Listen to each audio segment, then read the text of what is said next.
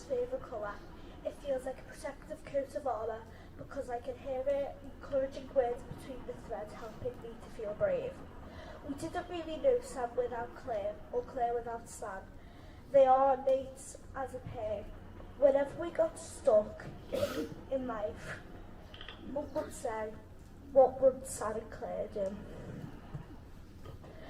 It would always result in one of us roaring, clacking, or making funny faces and bad sounds. That made us feel okay and that we were able to move forward. Whenever I saw Sandra and Claire, I always knew that it was okay to be me. In fact, it was more than okay. The wild parts of me were always welcomed and loved. They gave me permission to be a starship, and they unknowingly helped my mum to create a starship for me to fit in. Empowered is a big word, but they empowered my mum to empower me. Sam and Claire are our wild and colourful role models in a world that can feel grey and suffocating. I last saw Sam 4 months ago. She invited us to our opening night for her first art exhibition called It's Not Finished Yet. And I got to interview her for a vlog. I asked her a few questions and today I want to share her answers so you can save them for when you need them, like a plaster at the bottom of your bag. She said, most of my art is just play. This reminds us to stop taking things so seriously and find time to play. Sam said my favourite art isn't by famous people, it's the kind of art that's done in communities and workshops. This reminds us to look for the magic in every day and in every person. She said, I never thought of myself as an artist. But her exhibition sold out, so this reminds us we can do anything.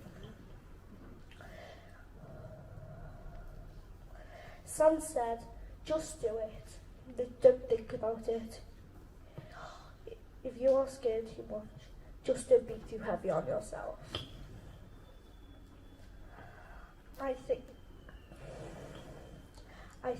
this is best life advice. This is the best life advice ever, not just for art, but for everything.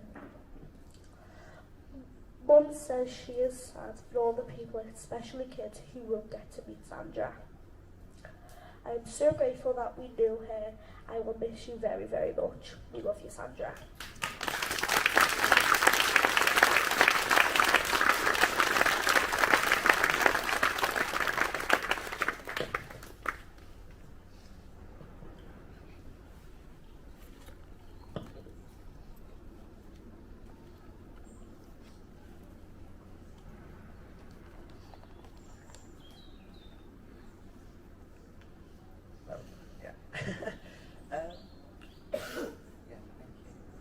On Tuesday afternoon, Claire asked me to say something about the club sister and the adventures we had with Sandra and the impact it had on me.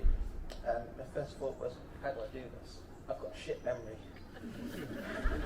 And then at 2 o'clock yesterday morning, I recalled a Facebook post Claire put up about stories being triggered by remembering the first time we met. So for me and Sam, it was at a big love sister circle, about a year after my husband died. As soon as Sam heard I was a widow, it was like she took me under her wing to protect me. It was the first time in several years that my world felt like it had some stability to it. It was invaluable to me. With Sam, it always felt like she put others before herself.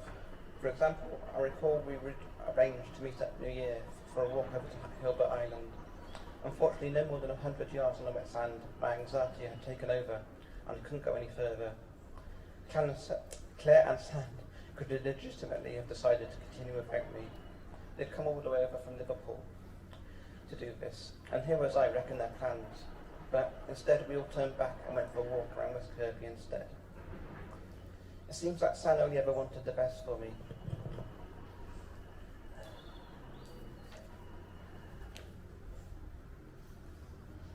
For example, there was a time at a Big Love Sister boudoir, and as someone who's trans and has deformed legs and feet, I've never really felt good about my body, so I wasn't really looking forward to the photo shoot, especially not stripping down to my undies.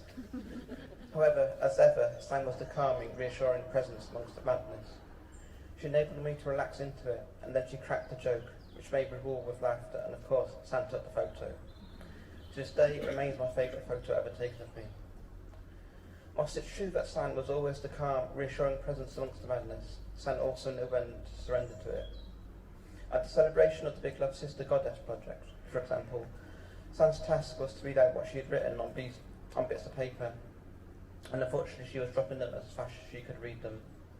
So in the end she tossed them all up in the air and everyone laughed and cheered. This has become a defining image to me in this time when we're reeling from Sam's death. Instead of wearing ourselves out and trying to keep things running smooth, sometimes it's better to embrace the madness. And it is mad. This indomitable woman, so full of life, spirit and talent, leading our world. I'll never forget how she shaped it while she was here. In my case, I was figuratively on my knees, and she picked me up and enabled me to walk tall, proud of who I am and what I stand for. And all I've got left to say now is thank you, Sam.